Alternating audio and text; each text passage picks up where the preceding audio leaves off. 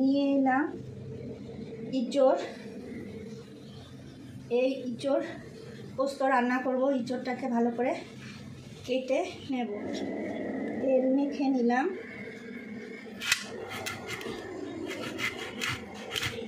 ইঁচড়টা দারুণ আছে।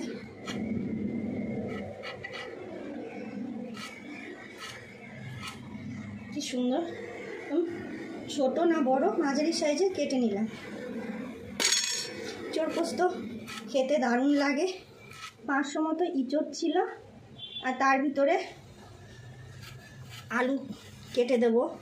ওই বড় সাইজের, এই সাইজের 4টে আলু দেব, কারণ ঘরে আলু খেতে সবাই খুব ভালোবাসে।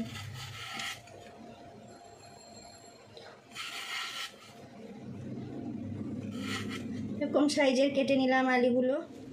রসুনগুলো এই পিছনটা আর সামনেটা কেটে জলে ভিজিয়ে আধা ঘন্টা ফ্রিজে রেখে দেবো, তাহলে রসুনগুলো ছুলতে কোনো কষ্ট হয় না। আর এখানে হাফ রসুন আছে, আর 500 ইঁচড়, 4টে পেঁয়াজ দিলাম, হাফ রসুন দিলাম, আর 1.5 ইঞ্চি মতো আদা দিলাম। সব পরিষ্কার করে মিক্সিতে পিষে নেব। কাঁচা লঙ্কা 5-6টা দেব। এবার পোস্ত বেটে নেব। 4 চামচ, বড় 4 চামচের 2 চামচ। শুকনো আগে গোটা পোস্ত, শুকনো পোস্ত আগে গুঁড়িয়ে নেব, তারপর জল দেবো, তাহলে পোস্তটা ভালো বাটা হয়। ইঁচড়টা সিদ্ধ বসিয়ে দিয়েছি নুন হলুদ দিয়ে। আর এদিকে তেজপাতা আর জিরে ফোড়ন দিয়ে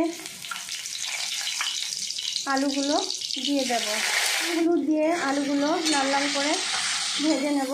লাল লাল করে ভাজা হয়ে গেছে। এবার মশলার পেস্টটা দিয়ে দিলাম, দিয়ে ভালো করে কষে নেব। এবার হলুদ গুঁড়ো, পরিমাণ মতো নুন, আর লঙ্কার গুঁড়ো,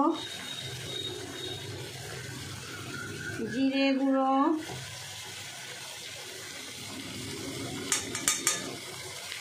ধনে গুঁড়ো দিয়ে ভালো করে কষে নিলাম। মশলাটা ভালো করে কষা হয়ে গেছে। এবার ওই সিদ্ধ করা ইঁচড়গুলো দেব, দিয়ে একটু কষে নেব। তেল ছেড়ে এসছে। এবার পোস্ত বাটাটা দিয়ে দিলাম।